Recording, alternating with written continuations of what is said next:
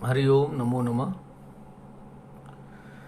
गंगाधरंगरमणीयजटाकलापं गौरी निरन्तरविभूषितवामभागं नारायणमनङ्गमदापहारं वाराणसीपुरपतिं भज विश्वनाथं। गुरुर्ब्रह्मा गुरुर्विष्णु गुरुर्देवो महेश्वरः गुरुश्च ब्रह्म तस्मै श्री गुरवे नमः। अखंडमंडलाकारं व्याप्तं येन चराचरं तत्पदं दर्शितं येन तस्मै श्री गुरवे नमः। वंशी विभूषितकरान्नवनीरदाभात् पीताम्बरादरुणबिम्बफलाधरोष्ठात् पूर्णेन्दुसुन्दरमुखादरविन्दनेत्रात् कृष्णात् परं किमपि तत्त्वमहं न जाने। सर्वेभ्यः समुपस्थितेभ्यः स्वतंत्रता दिवसस्य हार्दिक्यः शुभकामनाः समर्प्यन्ते। सर्वेभ्यः प्रणामाः। सांख्यकारिकायाः पाठस्य अद्य द्वितीयं दिनं विद्यते। प्रथमदिवसे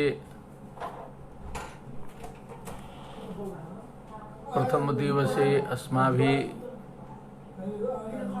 प्रथमश्लोकस्य पाठः कृतः। अद्य द्वितीयश्लोकस्य पाठः भविष्यति। मध्ये मध्ये संस्कृतमपि आयास्यति एव। लोकहितदृष्ट्या इदानीं हिन्दीभाषया मया प्रतिपाद्यते। तो परसों प्रथम श्लोक के अनुशीलन के संदर्भ में बहुत कुछ बताया गया।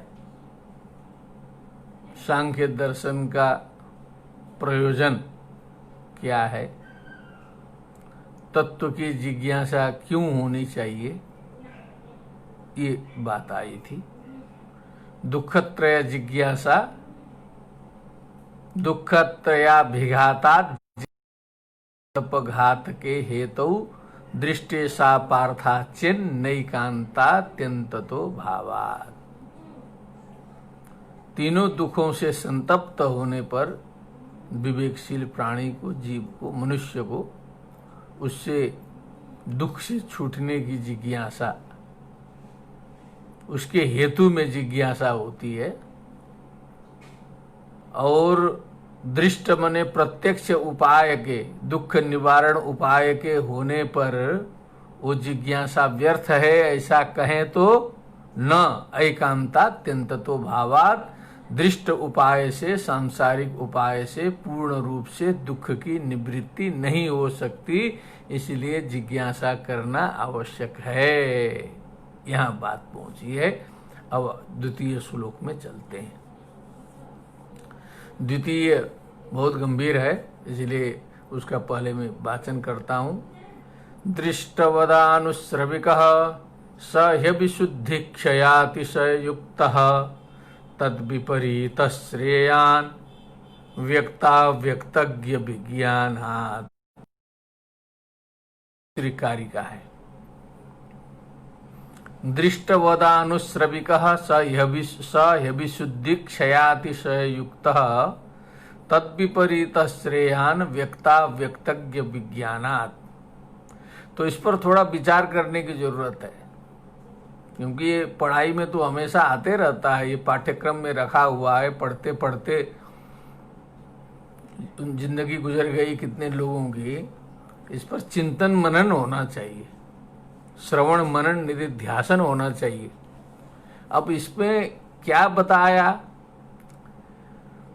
कि जिज्ञासा करना जरूरी है। तो जो दूसरा जो प्रतिपक्षी है कि भैया आचार्य जी एक दूसरा भी उपाय है, एक जो लौकिक उपाय आपका व्यर्थ हो गया, ठीक है, लौकिक उपायों से दुख निवृत्ति नहीं हो सकती, ये बात सही है, लेकिन लौकिक के अतिरिक्त भी कुछ उपाय है, वो वैदिक उपाय है, उससे दुख है। ऐसा आया तो हमने विचार किया कि वैदिक सीधे आया, वैदिक भी जो है यज्ञ यागादि वाला वैदिक आया, स्वर्ग कामो यजेत। तो उस वैदिक के अलावा जो अन्य दुख निवृत्ति के उपाय हैं, मोक्ष शास्त्र हैं, हम लोग के वेदांत शास्त्र है जो दुख निवृत्ति के लिए ही है, अद्वैत विशिष्टाद्वैत द्वैताद्वैत सारे के सारे दुख निवृत्ति के लिए हैं, सारे दर्शन दुख निवृत्ति के लिए हैं, उनका उल्लेख उन्होंने नहीं किया पूछने वाले ने। उसने कहा वैदिक उपाय है। और कल हमने निवेदन किया था कि सांख्य कारिका जो है बहुत प्राचीन है, प्रथम शताब्दी की लगभग इसका अस्तित्व है। अब यहाँ एक बुद्धि लगाने की आवश्यकता है, सीधे बुद्धि लग रही है, बहुत ज्यादा मेहनत नहीं करनी है। वो बात यह है कि उस समय तदानीम तस्मिन काले ये जो वेदांतादि जो दर्शन है उनकी उतनी प्रसिद्धि नहीं हुई थी। सिद्ध है ना, वेदांत की उतनी प्रसिद्धि जो है, अद्वैत वेदांत की प्रसिद्धि तो शंकराचार्य जी के बाद है। अद्वैत वेदांत जो है उपनिषद के गर्भ में था, शास्त्रों में था, छिपा हुआ था ही। बहुत से ऋषि महर्षि होंगे, चर्चा किए होंगे, लेकिन बाजार में उतना आया नहीं था। विशिष्टाद्वैत जो है वो भी जो है बाजार में नहीं था।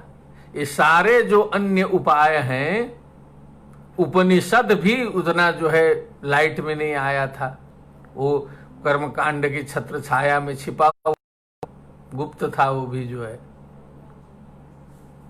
यदि वो सब उपाय होते तो पूछने वाला कहता न कि और भी उपाय हैं, वेदांत उपाय है, ये सब दर्शन न्याय दर्शन उपाय है दुख निवृत्ति का, क्योंकि न्याय दर्शन में तो तदंतरा पायात अपवर्ग, दुख निवृत्ति उसका भी तो प्रयोजन है न्याय दर्शन का। योग दर्शन का भी वही उद्देश्य है, दुख निवृत्ति। सारे दर्शनों का प्रयोजन तो वही है। बौद्ध दर्शन तो कुछ उधर की बात हो गई, फिर जो है थोड़ा सा बॉर्डर के उस पार की बात हो गई, तो इसीलिए उसकी बात मत करिए। वहां भी दुख निवृत्ति का उपाय बताया है। तो लेकिन ये सारे दर्शन और उनके जो उपाय हैं वो प्रसिद्ध नहीं हुए थे। इतना मानने में कोई समस्या हमें नहीं लग रही है। तभी वो पूछने वाला पूछता है कि दृष्ट उपाय के अतिरिक्त एक वैदिक उपाय है दुख निवृत्ति का, यज्ञ रूप उपाय है। जो यज्ञ होते थे बड़े बड़े, जिनके संबंध में कहा जाता था स्वर्ग कामो यजेत,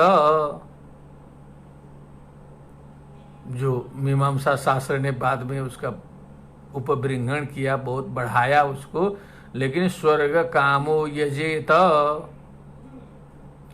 स्वर्ग की कामना करने वाला यज्ञ करे।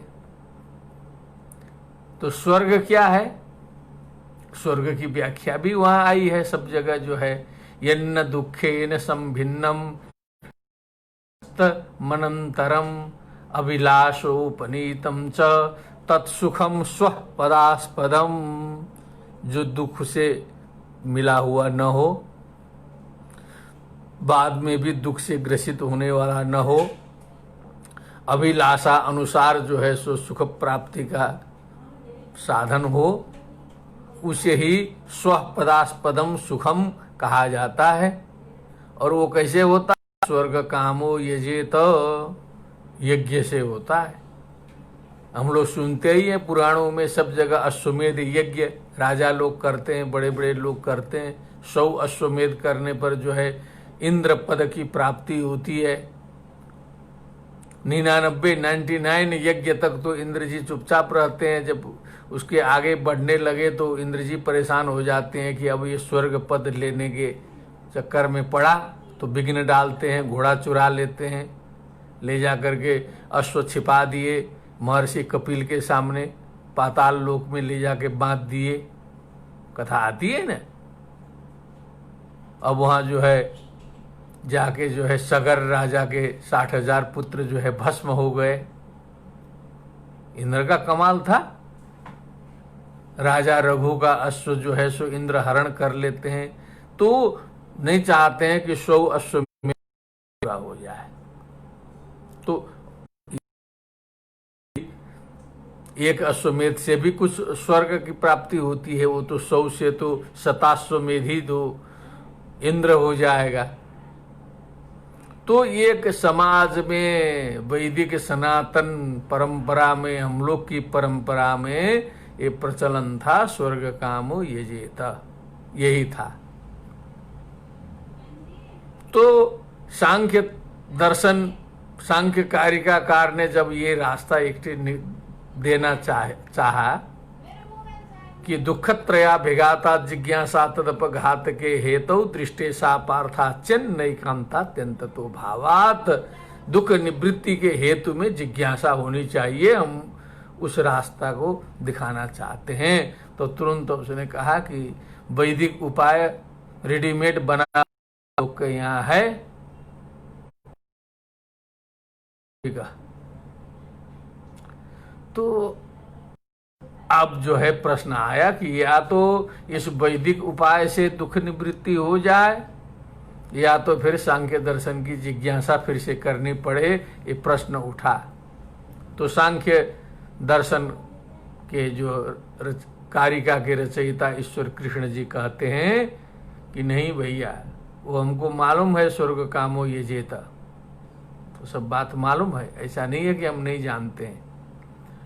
दृष्टवत अनुश्रविकः अनुश्रवो अनुश्रूयते इति अनुश्रवो वेदः अनुश्रवे भवः अनुश्रविकः वैदिकः मार्गः वेद प्रतिपादित यज्ञ स्वरूप मार्गः। दृष्टवत वो जो दृष्टवत मने दृष्टेन तुल्यम, दृष्टवत जो प्रत्यक्ष उपाय किए थे हम लोग दुख निवृत्ति के, वो भी उसी के तुल्य है। तो उसमें कोई डिफरेंस नहीं है। There is no difference between लौकिक मार्ग एंड वैदिक मार्ग, दोनों में बहुत भेद नहीं है। अब हम लोग कहते ही हैं पुण्य मर्त्य लोकम विसंति, पुण्य क्षीण होने मर्त्य लोक में आना ही पड़ता है। तो इसलिए दृष्टवत है, चाहे आज अतिशय युक्त, ये तीन दोषों से वो मार्ग युक्त है। तो क्या है ये, ठीक से समझ में नहीं आया। जो है अभिशुद्धि क्यों कहा, अब बहुत गंभीर मैटर है। कहा कि वैदिक यज्ञ जो है, यज्ञों में श्रोत यज्ञ जो है वो उसमें बलि होती है।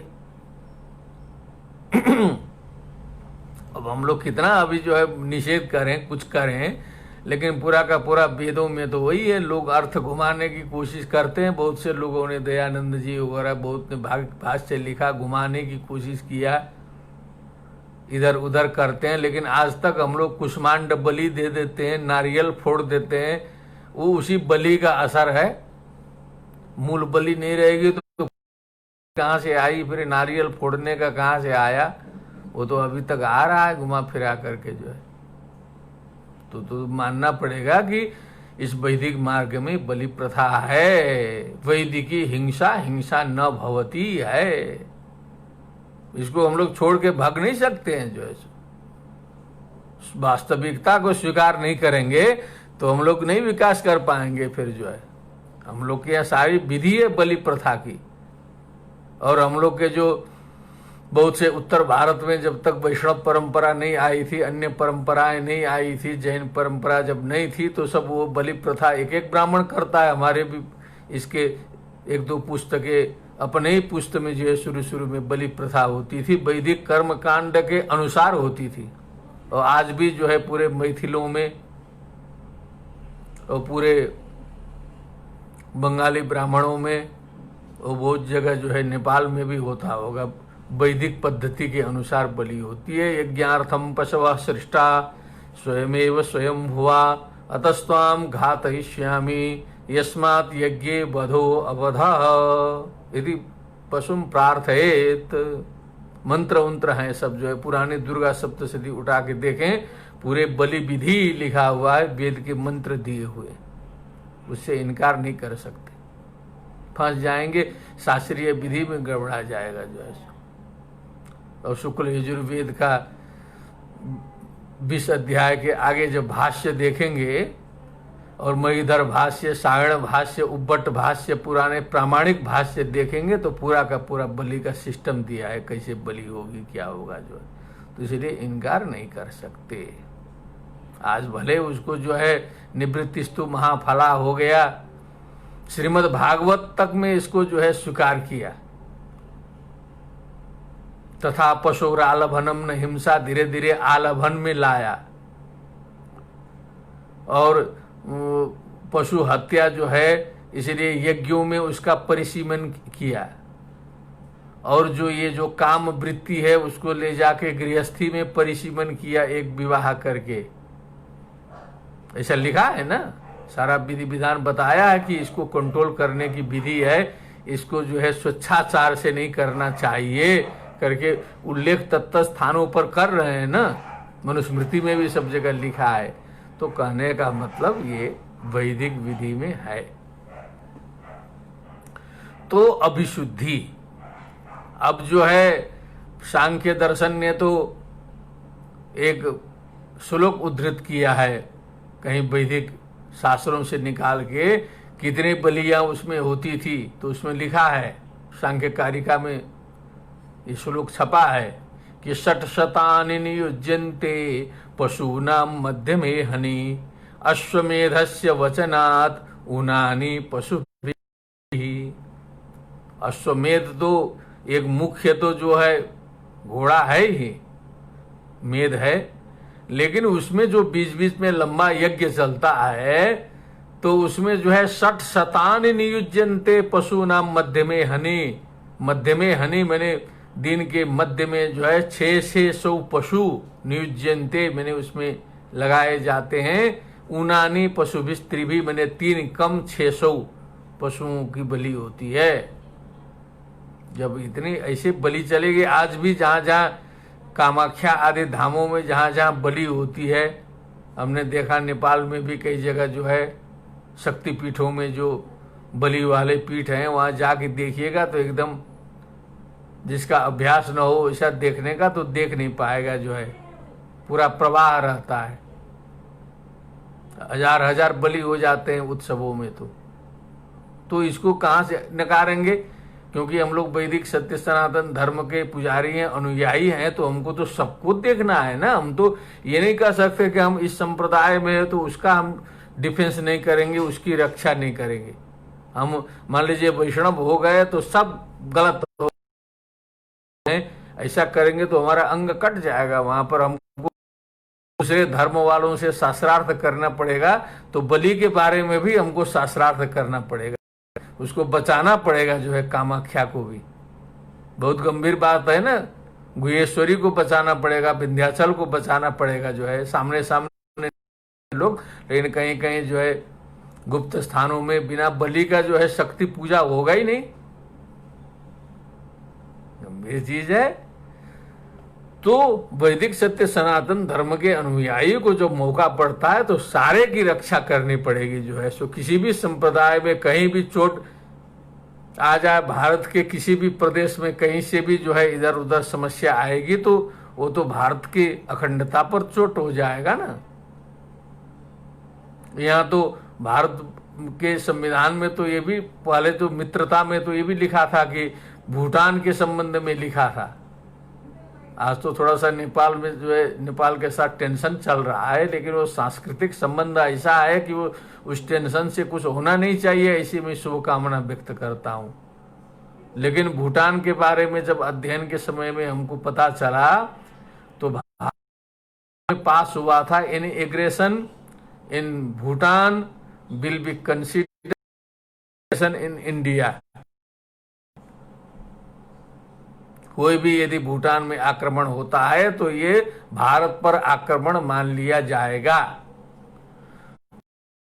किसी भी संप्रदाय अंग प्रत्यंग पर कहीं पर किसी भी विधि पर कहीं से कोई आक्रमण होगा तो मान लिया जाएगा कि वैदिक सनातन पद्धति पर आक्रमण हुआ।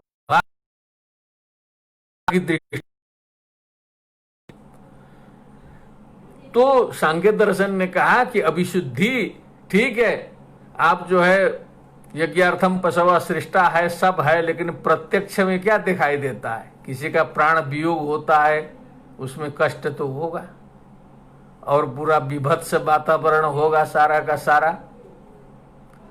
तो ये पूरा शुद्ध तो नहीं है, चाहे कितना स्वर्ग मिलता हो, कुछ होता हो आगे जा करके, लेकिन जहां जहां इतने इतने पशुओं की प्राण हत्या होती हो, हनन होता हो, वहां पर जो है हम इसको शुद्ध नहीं कह सकते। ये अशुद्ध है, गलत तरीके में, ये अशुद्ध मार्ग है।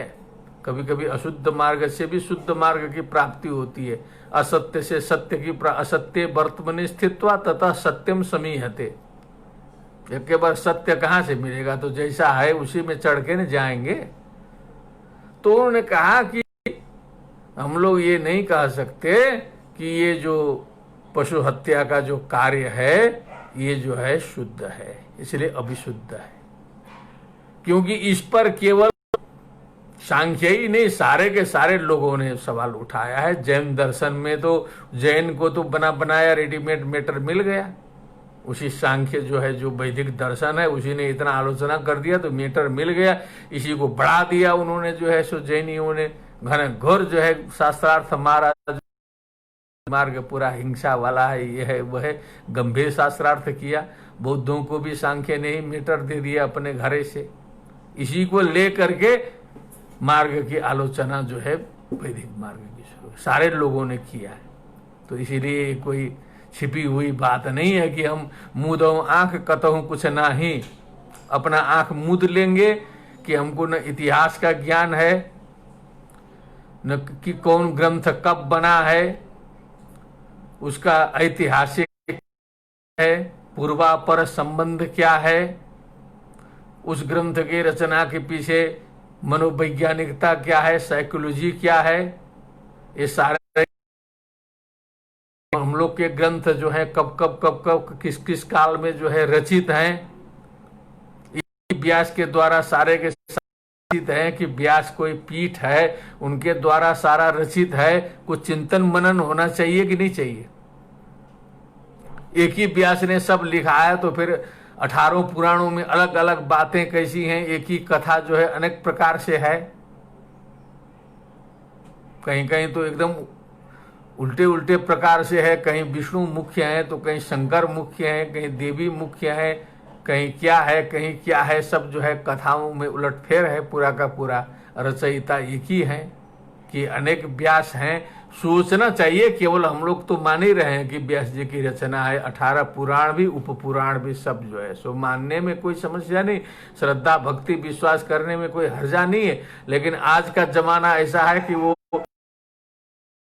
चाहता है, आज जो है तार्किकता युक्त उत्तर चाहिए। वैज्ञानिक युग है, चिंतन मनन वाला युग है। जो विदेश के लोग हैं वो सोचते विचारते हैं, छोटा सा बच्चा प्रश्न पूछते में है, छोटा पूछ देगा, हम ही लोगों का बच्चा पूछ देगा कि ये क्या है, ये कैसे होता है। ये गणेश जी को कोई दूसरा वाहन नहीं था, ये चूहा ही क्यों? शंकर जी को बैल क्यों मिला? ये बैल ही था क्या उस समय?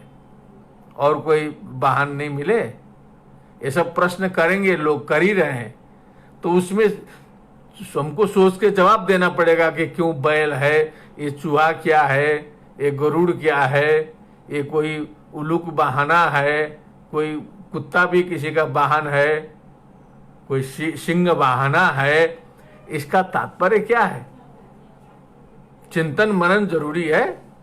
इसीलिए काल क्रम का ज्ञान बहुत आवश्यक है। उसके लिए ऐतिहासिक स्टडी होना चाहिए, इतिहास का अध्ययन होना चाहिए, तभी होगा।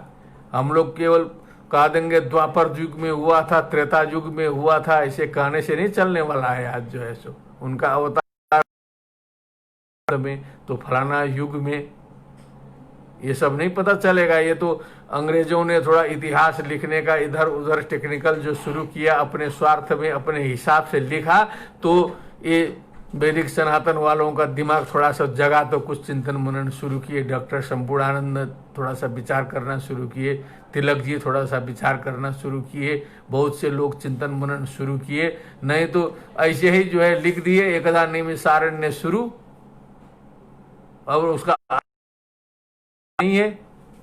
ये आज के जमाने के लायक बात नहीं है, ये सोचना पड़ेगा सब कुछ जो है।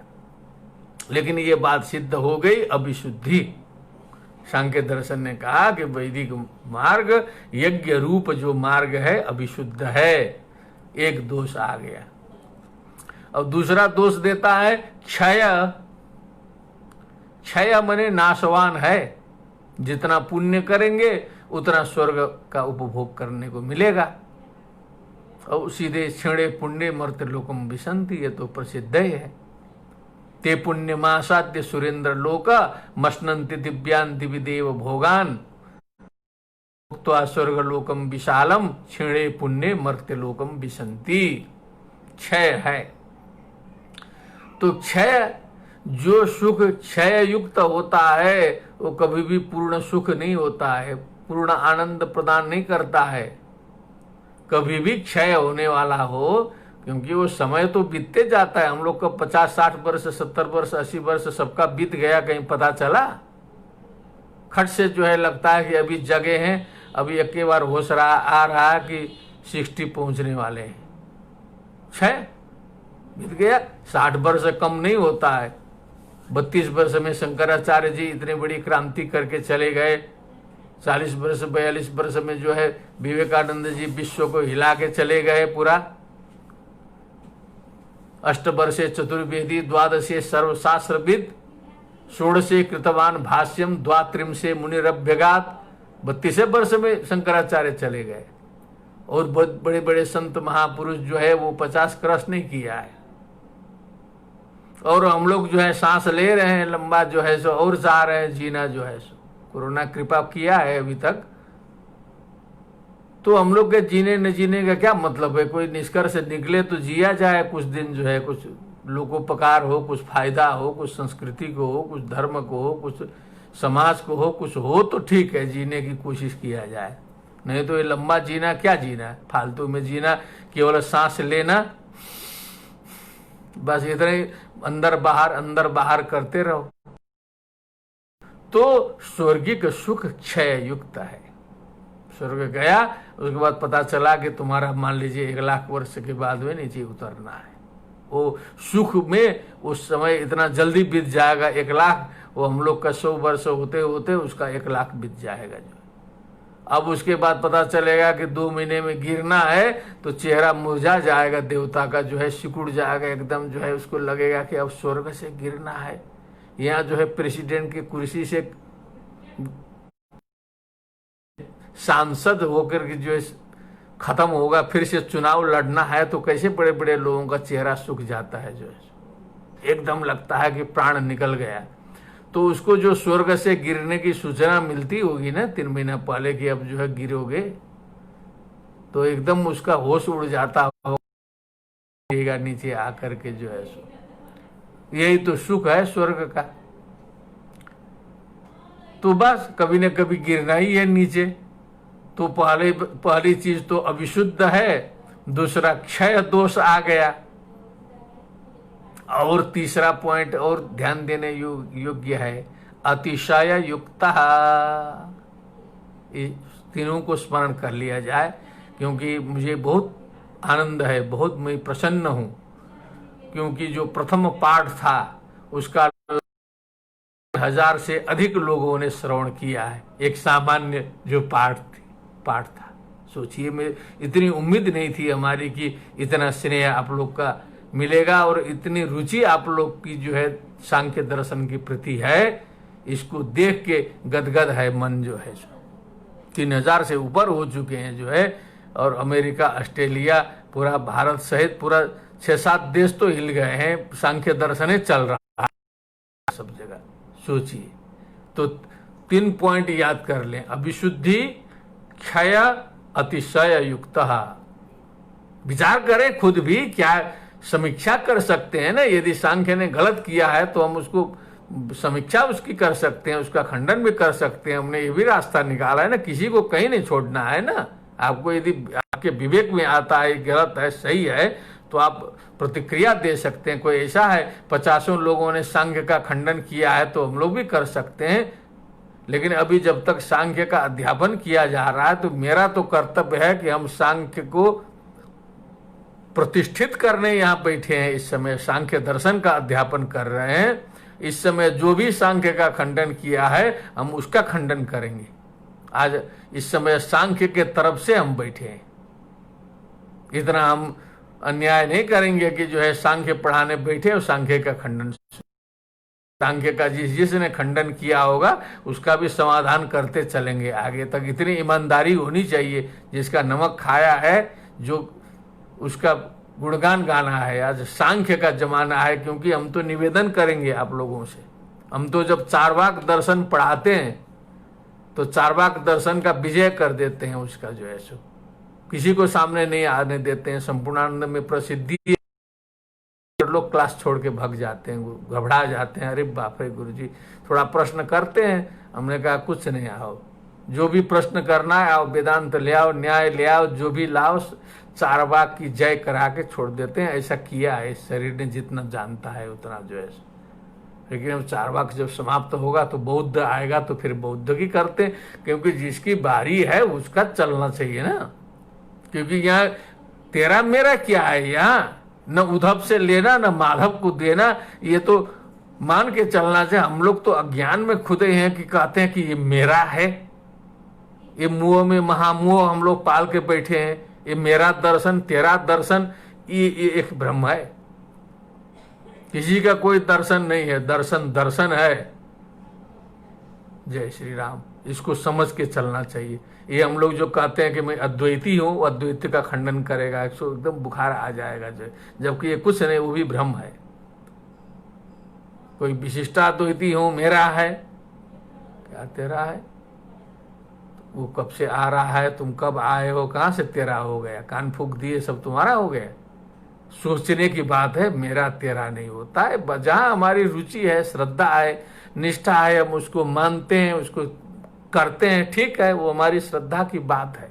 लेकिन वो भी एक प्रकार का अज्ञान ही है, ये मानने के चलना है। तेरा मेरा जहां तक आएगा, मेरा कुछ नहीं है।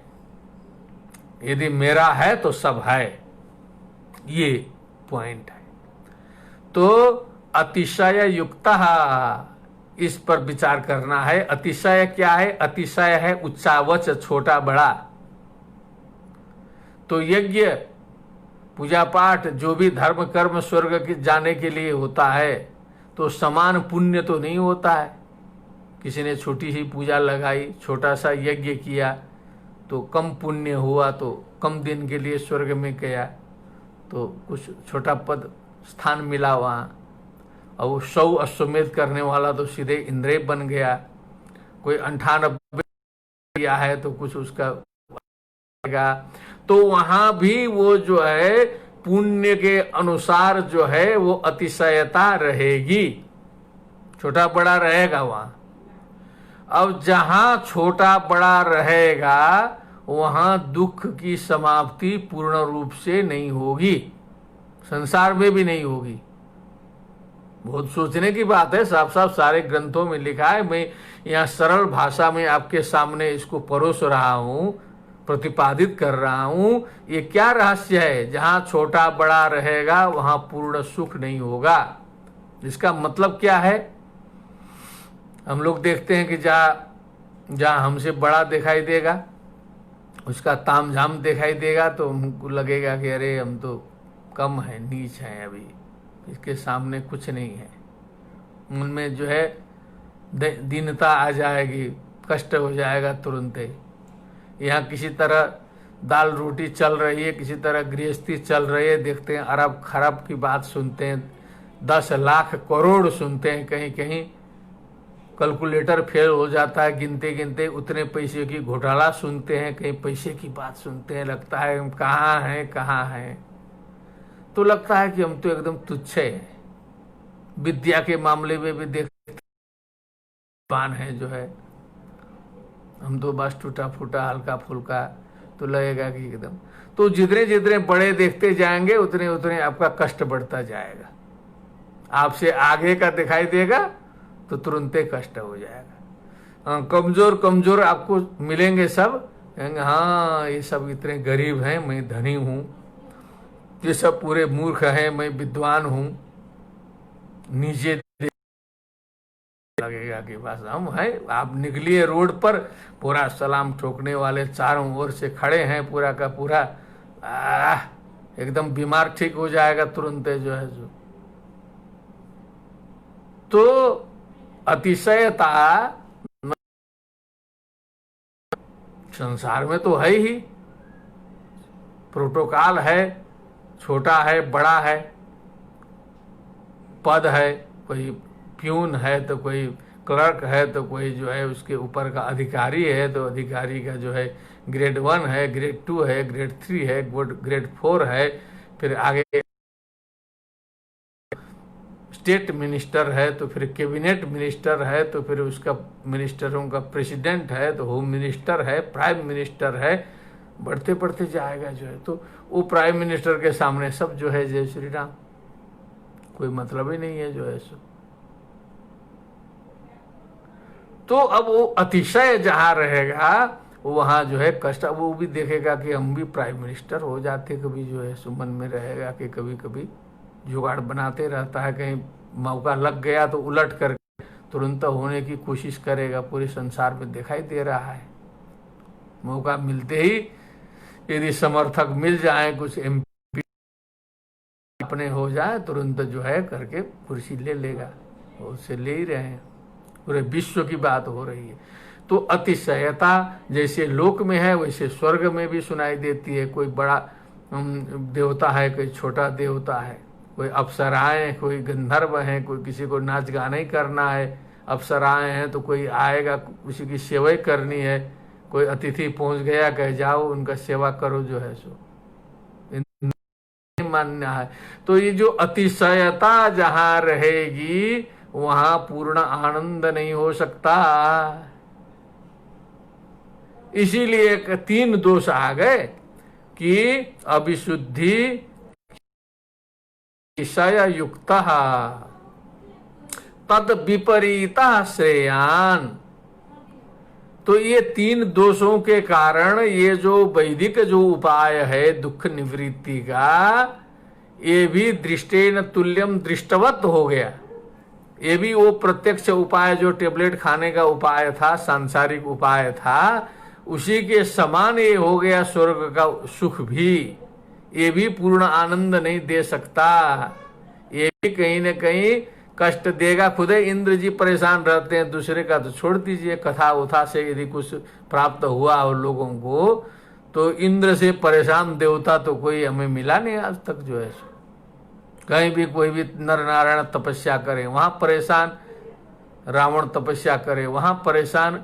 जो भी कहिएगा कि सब परेशान है, या तो सही में परेशान है, या तो कुछ कथा में ऐसा दिखाया गया है, क्या है, लेकिन उतना परेशान जो है कोई संसार में भी नहीं दिखाई देता है। कोई इंपरर, कोई बड़ा, आज भी दुनिया का भी उतना परेशान ऐसा इंद्र है। अब वो उसका कोई पता ही नहीं है जो है। भेलू था पुराण में, तो इंद्र जी को एकदम खिलौने की तरह प्रस्तुत किया गया है। नीचे के राजा महाराजा जाके इंद्र जी को हड़का के आ जाते हैं, यहां से जाके हेल्प करते हैं। दशरथ जो है जाके मदद करते हैं इंद्र की। अब कृष्ण जी तो अवतार हैं, ठीक है, उनको अवतार, बिना अवतार के भी अर्जुन जाके भी वहां आए बहुत दिन तक जो है सो। यहाँ गोवर्धन में धोखा खाए जो है कृष्ण जी के साथ में, एक बार धोखा खाते हैं। पारिजात सत्यभामा ने मांगा तो वहां जो है धोखा खाए जो है 50 बार शिक्षा मिल रही है तो भी बुद्धि नहीं खुलती है। जब गोवर्धन उठाते समय गोकुल डूबा रहे थे तो उनको तो पता लग गया था कि ये कृष्ण जी हैं, भगवान हैं। और नरकासुर का वध किया भगवान ने जो है, वो इंद्र बचे तो उनको पता नहीं चला कि ये भगवान है। तो एक पारिजात का पेड़ देने में उनको क्यों इतनी परेशानी हो गई, मारे दिमाग। फिर उनको जो है शिक्षा देनी पड़ी। तो वो उनकी बुद्धि तो वैसे लग रही है पूरी की पूरी। तो इसीलिए जो त्रिदोष बताया है, स अविशुद्धि क्षय अतिशय युक्त, अविशुद्ध है, क्षय है, अतिशय दोष युक्त है। कौन, क्या चीज? अतिशय आनुश्रविक वैदिक मार्ग दृष्टवत, इसीलिए दृष्टेन तुल्यम दृष्टवत है। दुख की निवृत्ति शक्ति आज भी तो हम लोग अब जो जिस स्टेज में है, पौराणिक काल में है, चाहे अद्वैत हो, विशिष्टाद्वैत हो, सीधे लक्ष्मी नारायण का सानिध्य प्राप्त करते हैं ना, जाकर के बिरजा नदी के पार जाते हैं। वहां तो नहीं बताते हैं कि उच्च वच्च होता है, सब भगवान के पार्षद समान रूप होकर के समान रूप से आनंद प्राप्त करते हैं कि नहीं।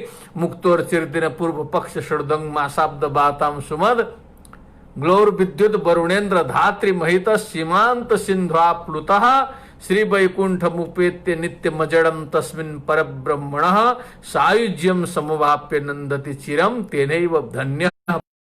ये तो विकास हमने किया ना, वो तो इधर आके विकास किए। सांख्य दर्शन के सांख्य कारिका के रचना के समय ये सब रहता तो फिर ये सब प्रश्न नहीं आता। तद विपरीत माने अब जो अनुश्रविक वैदिक मार्ग से विपरीत श्रेयान, श्रेय मार्ग अलग है। परम कल्याण का मार्ग ज्ञान मार्ग है। वो क्या मार्ग है? तो व्यक्ता व्यक्त,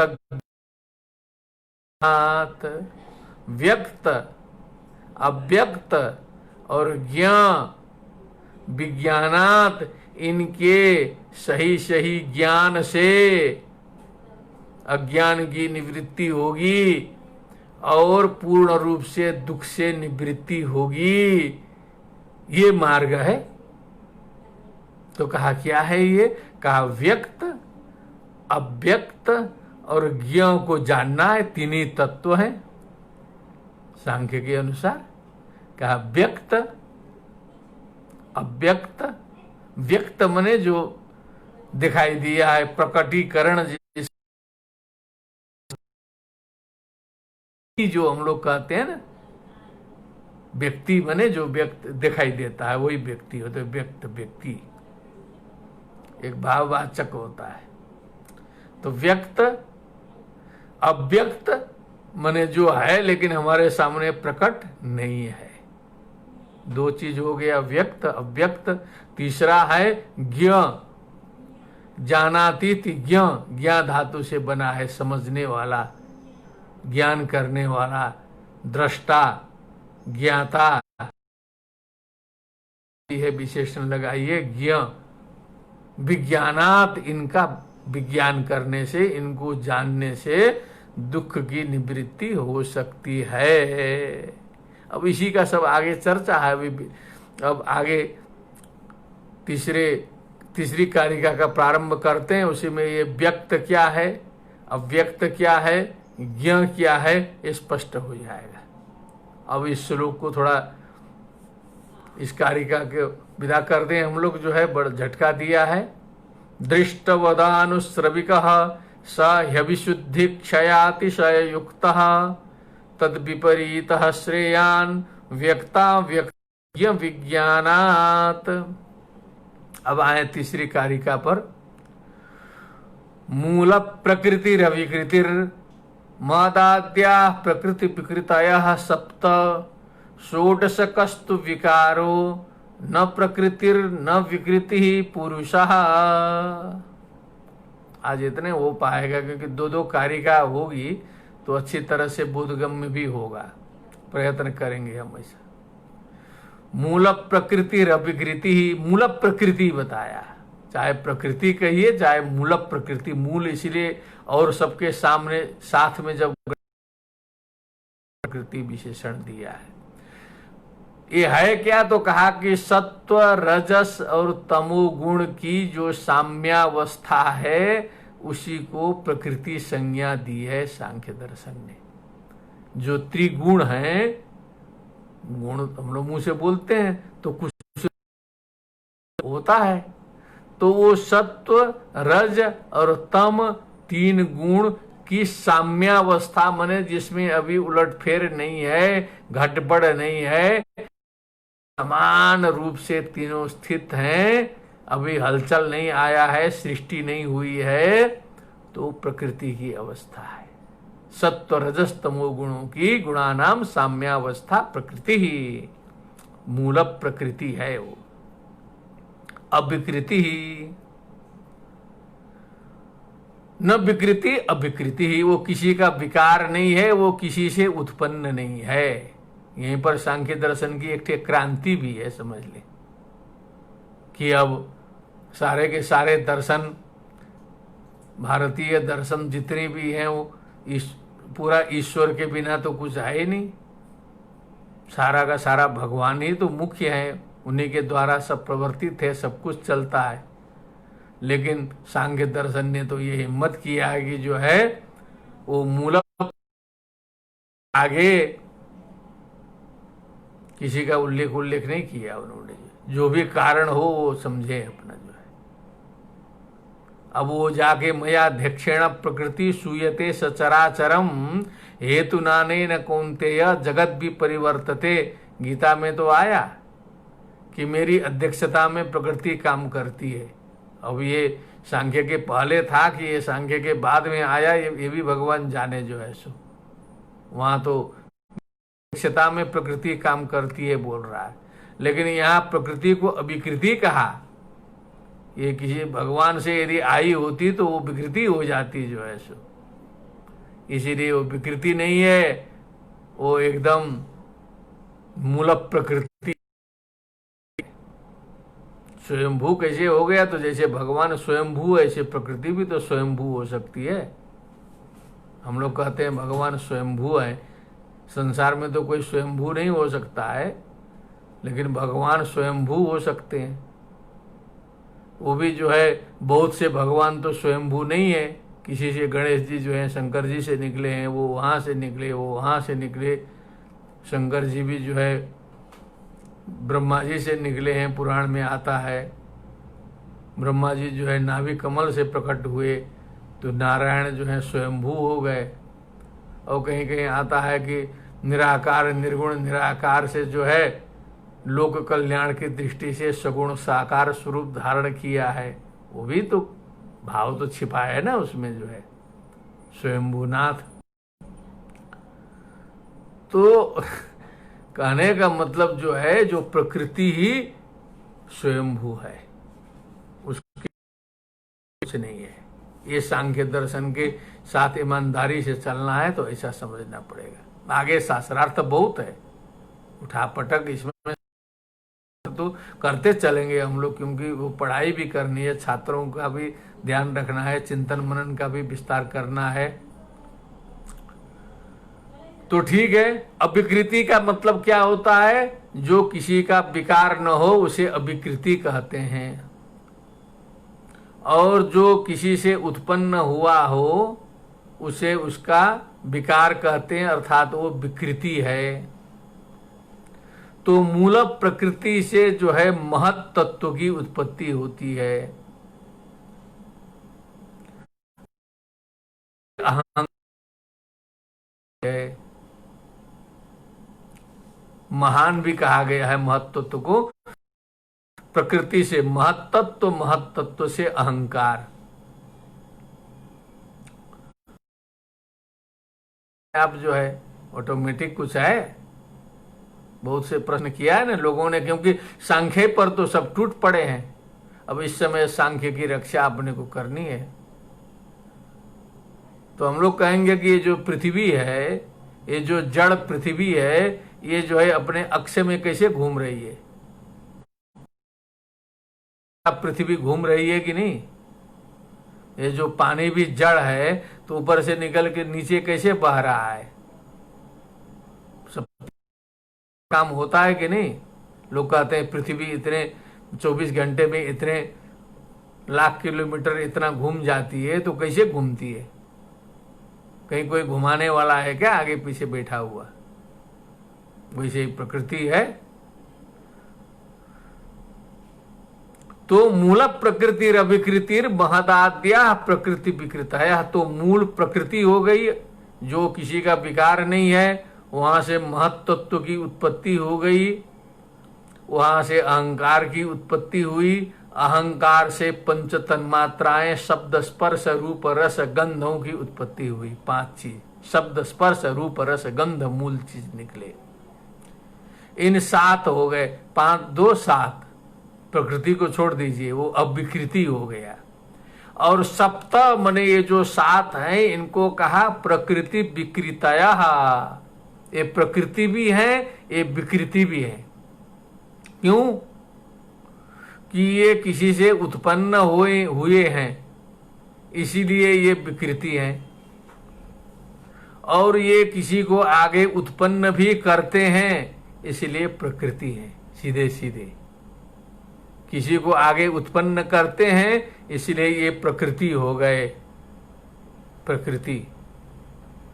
और किसी से उत्पन्न हुए हैं, वो विकृति हो गया। जैसे पिता जो है पुत्र को उत्पन्न करने के बाद पिता प्रकृति हो जाएगा, और पिता जो है अपने पिता से उत्पन्न हुआ है, उनकी दृष्टि से वो जो है आएगा।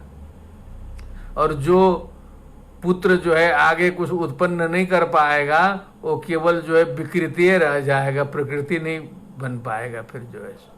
इसीलिए हम लोग की परंपरा में कहते हैं कि संतान उत्पत्ति करना जरूरी है, नहीं तो विकृति रह जाएगा, फिर वो तरेगा नहीं, वो जो है उसका मुख से नहीं होगा, उसके पितृ तरेंगे नहीं। ये परंपरा में है, सीधे सीधे वैदिक परंपरा में। आज तो बहुत से लोग बचपने से सन्यासी हो रहे हैं, सब हो रहे हैं, लेकिन हमको ये समझ में नहीं आता कि कहाँ से क्या शुरू हो गया। लेकिन महाभारत आदि में ऐसी कथाएं आती हैं, अपुत्रस्य गतिर्नास्ति स्वर्गम स्वर्गो नहीं वच, साफ साफ लिखा है, अपुत्र की गति ही नहीं होती है। संतान जिसके नहीं है उसकी गति नहीं हो सकती है। ये परंपरा का मूल सिद्धांत है। तो प्रकृति विकृतया सप्त, ये जो 7 हैं, 7 का मतलब महत मने बुद्धि तत्व, अहंकार, जो अहंकार अहंग होता है हमारे में ना, अहम अस्मि इत्याकारक प्रतीति जो है, वो अहंग नहीं रहेगा तो कुछ काम चल भी नहीं करेगा सृष्टि में जो है। वो चाहे थोड़ा सात्विक होगा तो अच्छा माना जाता है, नहीं तो जो है वो। और शब्द स्पर्श रूप रस गंध 5 चीज, ये प्रकृति और विकृति दोनों है, क्योंकि आगे आगे उत्पन्न करते जाते हैं। षोडश कस्तु विकारो, अब आया 16 तत्व और बचे हैं, उसका स्मरण कर ले। बहुत से लोगों को स्मरण भी होगा, वो सरल है, बहुत कठिन नहीं है। वो 16 क्या है? तो कहा कि पंच ज्ञानेन्द्रिय, चक्षु श्रोत्र त्वक रसना, ज्ञानेन्द्रिय 5, कर्मेंद्रिय 5, वाक पाणि पायु उपस्थ, ये 5 कर्मेंद्रिय। अर्थ उर्थ पूरा न समझ में आया तो अगल बगल किसी विद्वान से पूछ लीजिएगा एक एक चीज क्या कहता है, यदि नहीं आता वो तो। लेकिन मुझे विश्वास है कि इतना जो सुनने को बैठेगा सांख्यकारी का, तो इतनी चीज तो आएगा ही। वाक पाणि पाद पायु उपस्थ, वाक पाणि तो समझ, तो पिछला वाला द्वार है, उपस्थ मने जो आगे वाला द्वार है, वही थोड़ा सा कठिन लगता है वहां पर। और चक्षु श्रोत्र त्वक रसना घ्राण, ये तो सरल है, ये 10 हो गए। इसके बाद आए पृथ्वी जल तेज वायु आकाश,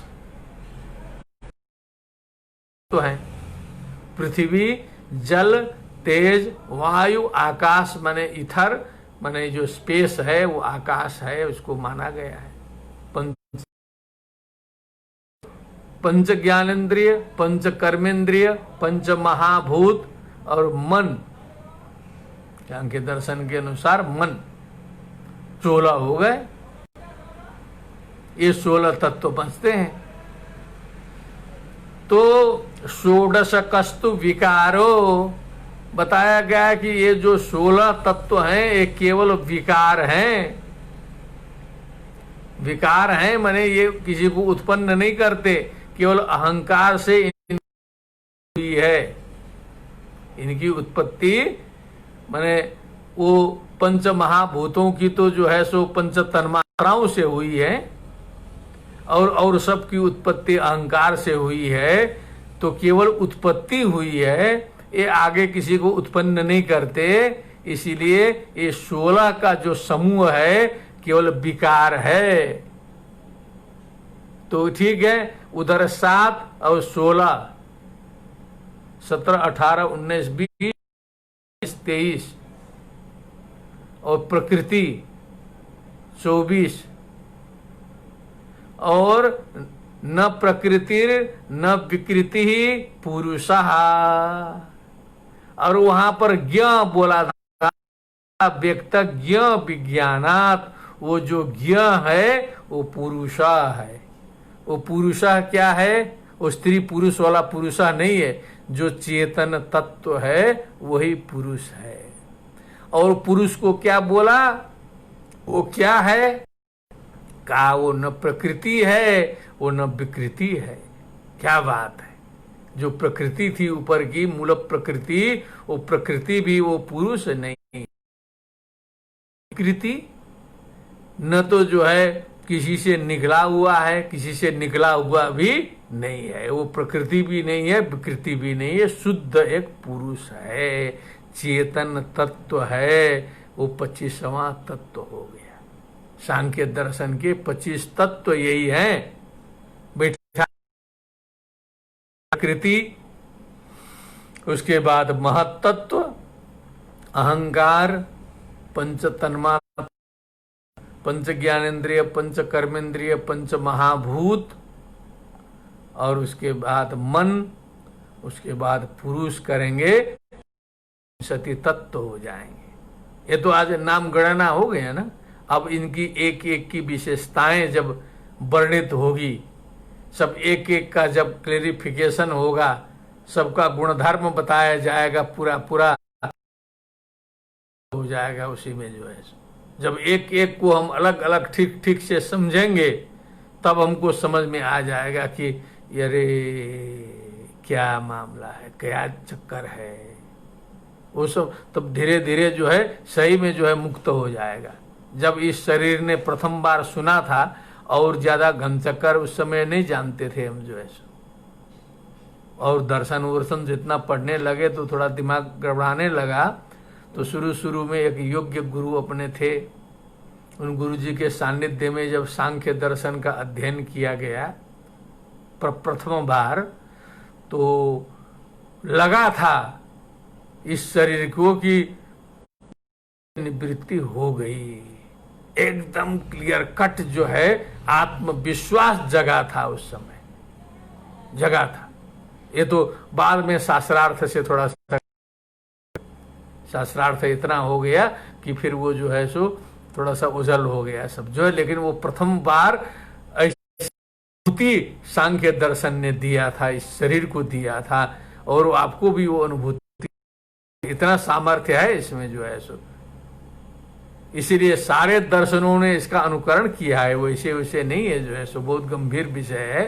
अब एक एक चीज पर इस पर जो है चर्चा परिचर्चा करते चलेंगे, क्योंकि पूरा का पूरा लोग इस पर टूट पड़ते हैं। लेकिन वाचस्पति मिश्र एक विद्वान हुए, मूल रूप से अद्वैती हैं। उन्होंने सभी दर्शनों पर टीकाएं लिखी हैं। तो उन्होंने सांख्य तत्व कौमुदी है, सांख्य दर्शन की भी टीका लिखी है वाचस्पति मिश्र।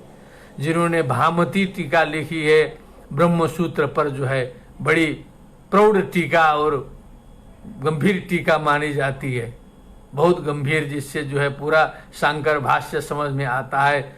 और एकदम निर्द्वंद लिखते हैं, कहीं कहीं जरूरत पड़ेगा तो जो है आचार्य जी को भी नहीं छोड़ते हैं कि यहाँ ऐसा कहना चाहिए था, यद्यपि वक्तव्यम, इधर उधर उनकी भी समालोचना करते हुए चलते हैं। ऐसे विद्वान थे वाचस्पति मिश्र। लिखी तब जो है सांख्य दर्शन खड़ा हुआ विद्वानों के बीच में। नहीं तो लोग सोचते थे 72 कारी का क्या बोल रहा है, ऐसे वैसे जो है हल्का फुल्का लगता है ना। लोग बात तो बहुत गंभीर बोलता है, लेकिन पूरा का पूरा शास्त्रार्थ करके लक्ष्यता वच्छेद का वच्छिन्न नहीं न लगा रहा है। लग तो यहाँ तो लक्ष्यता वच्छेद का वच्छिन्न लगा के जब बुद्धि से बाहर आप कर देंगे किसी चीज को, तब लोग समझेंगे कि विद्वान है, तब तो बोल रहा होगा। जब सब समझ में आ ही गया तो तत्व है। बोलिए सियावर रामचंद्र की जय। कुछ विचार करने की बात है ना। तो इसीलिए वो गंभीर गंभीर गंभीर बना के ऐसा तत्व बना दिए लोग कि बस बोलने वाला और सुनने वाला बात समझता है। ये पूरा दुनिया समझ ही नहीं पाएगी उसको जो है। तो इन्होंने तो समझने लायक चीज लिखा है ना, जो सबके बुद्धिगम्य है, सबको समझ में आएगा। तो इसको लोग जो है उतना महत्व तो नहीं देते थे कि शास्त्रार्थ नहीं है इसमें, ये जो है सो हल्का फुल्का, ये क्या मतलब है। लेकिन हल्के फुल्के ने ऐसा चोट कर दिया कि सबको मानना पड़ा जो है सो। फिर वाचस्पति मिश्र ने टीका कर दी सांख्य तत्व कौमुदी, फिर गंभीर हो गया सांख्य दर्शन जो है। और उस पर जो उतना शंकराचार्य जी आदि टूट पड़े सांख्य हटाने के लिए, पूरा का पूरा खड़ा है अभी भी जो है। और बाद में सांख्य भाष्य आकर के काफी उसका समाधान करने का प्रयत्न किया है। सांख्य प्रवचन भाष्य एक है जो आचार्य में जो हम लोग पढ़े होंगे दर्शन वाले, तो उसको देखे होंगे। अब उस समय ठीक से एक शिष्य से हमने कल पूछा कि आपने शास्त्री में पढ़ा था ना। कहा गुरुजी सब कहाँ गया, क्या हुआ, कुछ पता नहीं चल रहा है, लेकिन इस समय तो कुछ समझ में आ रहा है। तो समझ में आएगा अब जो है सो। धारा टूट जाने पर कहाँ समझ में आती है। इसलिए हमेशा चिंतन मनन करते रहना चाहिए। जब ज्ञान है और ये भौतिक मार्ग तो है ही, कमाना खाना सब लगा रहा है, उसमें जो है कौन सी समस्या है, वो तो वो नहीं है। लेकिन ये मस्तिष्क को भी तो खुराक मिलना चाहिए, तत्व मिलना चाहिए। यहाँ पर जो है होगा तो सारा शरीर प्रसन्न होगा, फिर वातावरण प्रसन्न हो जाएगा। जब दिमाग में टेंशन है, जब पड़ोसी से कंपटीशन चल रहा है, जब आगे आगे बढ़ने की होड़ मची है, अज्ञान की पराकाष्ठा है, तो फिर कहां से सुख होगा आपके पास में। पति का बेटा जो है फांसी लटक के मर रहा है, प्रत्यक्ष है, अनुभव किया जाए। वाराणसी की घटना है और सब जगह पूरे विश्व में घट रहा है। अरबपति, खरबपति, करोड़पति के जो बेटे हैं उनको किस चीज की कमी है, लेकिन पता चला लटक के मर गया। तो इस दिमाग से कराया ना, उसको तो ज्ञान है नहीं। और बेचारा गरीब जी रहा है, कष्ट करके जो है सो वो लटकता नहीं है कभी भी, जो है सारा का सारा मेहनत करके कमा के खा रहा है। तो बड़ा सौभाग्य समझना चाहिए कि इस मनुष्य जीवन प्राप्त किया पहले तो, के बाद जो है कुछ बुद्धि मिली, कुछ ज्ञान के साथ में करने का अवसर मिला। और उसमें भी जो है ये जो सनातन साहित्य, वेद, उपनिषद, शास्त्र जुड़ने का सौभाग्य मिला, जो विश्व का सर्वोत्कृष्ट ज्ञान है, सौभाग्य मिल रहा है। तो हमसे धन्य कौन है विश्व में। हम तो किसी भी से सबसे आगे हैं, किसी तरीके से हमको कहीं कोई कष्ट होने ही वाला नहीं है जो है सो। इतने सौभाग्यशाली हैं, माने तो आनंद स्रोत बहा रहा है। आनंद की निर्झर धारा जो है झरझर झरझर झरझर करके हमारे सामने आनंद बह रहा है, लेकिन दिखाई नहीं दे रहा है। फिर भी उदास है, रो रहा है, फिर भी दिखाई नहीं देता है। जल में रह करके मछली को प्यास लगी है, पानी पीने को नहीं मिल रहा है। मछली को रहती है जल के बीच में, के बीच में जो है सनातन मार्ग का अनुयायी होकर के घर में वेद का किताब रखा है, श्रीमद् भगवत गीता रखा है, सारे पुराण रखा है, सब रखा है, रो रहा है बैठ करके। क्या करें, तत्व लेने चलो बनारस। एक आ गए थे अमेरिका से जो है, वृद्ध हैं, बड़ा तत्व का चढ़ गया दिमाग में जो है। बाद में पता चला कि 2 पत्नियां हैं, दिमाग टेंशन आया जो है, वो चले आए तत्व लेने काशी और अपने घर में ठहरे और पता चला स्वयं पाकी है, अपने से बना के खाते हैं। तो चूल्हा छोड़ देना पड़ता था जो है, 10-20 दिन रहे, पूरा टेंशन ही था हम लोग को भी। किसी तरह जो है, किसी तरह उनको मना उना के कहे कि तत्व लेना है तो आप वृंदावन में जाइए, वहां तत्व मिलता है। एक शिष्य लगा के वृंदावन पहुंचा दिए थे जो है, हरा दिए। उसके बाद पता नहीं तत्व कहाँ गया, हमको लगता है वापस अमेरिका चले गए होंगे जो है। अब तत्व अपने पास में है, अब तत्व खोजने चल रहे हैं दुनिया के बाहर बाहर बाहर स्थिति है। इसलिए समझने की आवश्यकता है। यहाँ हमें कहा जाता है कि आप ये करते हैं वो करते हैं, किसी की आलोचना, हम किसी की आलोचना नहीं करते हैं। सबका सम्मान जितना ये शरीर करता है ना, उतना कोई नहीं कर सकता है, किसी का भी सम्मान। अभी वैष्णवों के ऊपर कोई आपद विपत आएगा तो सबसे पहले रक्षा कहते हैं, वैष्णव का विरोध करता है वैष्णव होकर के, हमको कष्ट होता है, रुलाई आती है बीच में जो है। अभी इधर उधर करेगा, बाहरी आके करेगा तो बचाने के लिए हम हैं तैयार हैं। हम तो वहां कामाख्या को बचाने के लिए तैयार हैं, बौद्धों की भी हम रक्षा करने के लिए तैयार हैं। कोई उनके ऊपर आरोप लगाएगा तो हम तो चल रहे हैं ना, हम तो यहाँ शोधन कर रहे हैं अपना जो है। जरूरत है कि ये हैं, हम ये हैं, वो फलाने हैं, केवल यहाँ स्तोत्र पाठ करने से होता है? स्तोत्र पढ़ने वाला ब्राह्मण पुराने बर्तन ठीक करने वाला जो लोहार है कभी आगे नहीं बढ़ता है। गांव में जो है सुने थे जो है, वो नेपाल की कहावत है, भूटान में सुने थे, स्तोत्र पढ़ने वाला बाहुन कमाने वाला कामी, वो लाग दे ना।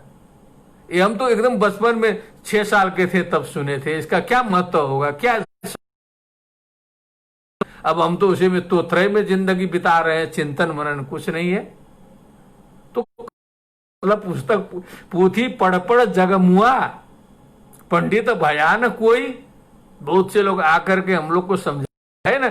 कबीरदास जी काशी में बैठ के, उस जमाने में जहाँ हिंदू मुसलमान का टेंशन चलता था, दोनों के बीच में खड़े होकर के दोनों को ललकारे जो है, मुसलमान को भी ललकारा और हिंदू को भी ललकारा कबीरदास जी, इसीलिए कबीरदास हैं।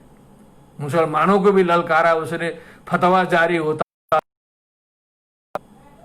कंकण पाथर जोड़ी के मस्जिद दियो बनाए, तापर मुल्ला बांक दे बहिरा हुआ खुदाए। क्या बात है कि खुदा तुम्हारा बहरा हो गया, बिना माइक लगाए अल्लाह अल्लाह तुम्हारा नहीं हो पाता है, बहरा हो गया भगवान। राम नाम ते गति मिले, खाण कहे मुख मीठा, पावक कहे पावजे दाझे, जल कही तृषा बुझाए। केवल मुंह से राम राम, बगल में छुरा, ऐसे कहावत भी हम लोग का चल पड़ा। जैसे स्तोत्र और थोत्रा का जो हुआ था, वैसे राम बगल में छुरा, ये व्यंग्य है हम लोग के ऊपर जो है। सो मुंह में राम राम राम राम, बगल में छुरा लिया है, कब मौका पड़ेगा घोंप दे।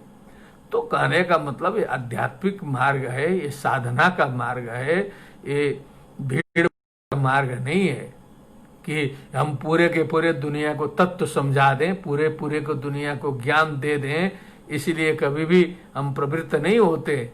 जो उसका जिज्ञासु होता है, चाहता है, वो प्रवृत्त होता है, जिसे आनंद आता है, आनंद ग्रहण करता है। जिसको अच्छा नहीं लगता है क्योंकि अपने अपनी कर्म वासना पड़ी हुई है सब जगह जो है। लेकिन हम लोग का दायित्व तो होता है एक जो है, जब पढ़ने पढ़ाने का मार्ग मिला है और सत्य सनातन धर्म के प्रचार है, तो हमें अपनी बात को सारे संसार में रखना चाहिए। इसी दृष्टि से जो है सांख्य कारिका का अभ्यास हम लोग सब रहे हैं। और ये जो है तृतीय श्लोक का आज जो है संक्षिप्त हो गया, कुछ चिंतन मनन भी हो गया। प्रकृतिर महदा प्रकृति प्रकृतया सप्त षोडशकस्तु विकारो न प्रकृतिर न विकृति पुरुषः। अब आगे इसका विवेचन बढ़िया से चलेगा और बीच बीच में कुछ मित्रों का आग्रह भी रहता है कि आप सांख्य तत्व कौमुदी युक्ति दीपिका सब टीकाओं का भी वर्णन करिए। तो हम थोड़ा सा उससे भयभीत रहते हैं कि ज्यादा गंभीर कर देंगे तो हमारे जो सामान्य श्रोतृगण हैं वो फिर थोड़ा सा परेशानी में पड़ जाएंगे, उद्विजित हो जाएंगे।